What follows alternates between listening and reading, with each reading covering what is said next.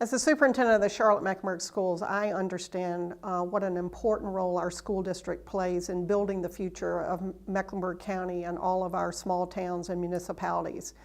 And if we didn't need a reminder, the recently released Charlotte-Mecklenburg Opportunity Task Force report highlighted the many factors that need to be addressed in our community to improve economic outcomes for all of our community's children. And clearly the work we do in CMS is a huge part of our opportunity to contribute to the overall welfare of our community. We certainly know how well we educate students is directly linked to their future opportunities and their economic mobility. The recommended student assignment plan is one part of the community-wide responsibility to our children.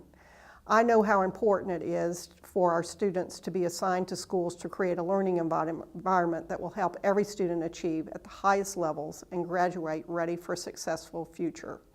I want this community to know how hard we have worked to develop a plan that has been thoughtfully created with the voices of our community. We've engaged our community since January of 2016 as our board began this important work, and staff was there to support them to really make sure that this plan was designed with the voice of our community front and center throughout the process. And from there, we had smaller community engagement sessions all over the county, as well as superintendent coffees.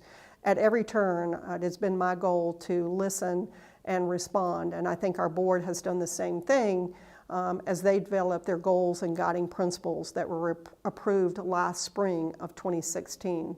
And that brings us to today and the opportunity to put in front of this community for continued feedback the staff's very best thinking in terms of how we think about assigning our students to schools. I certainly know that strong public schools enrich the entire community, and it is our goal to make sure in CMS we have 170 strong schools. The proposed changes that I make to the board will help us strengthen not only our schools, but our entire community. It's one part of a broader CMS strategic plan to help every student succeed.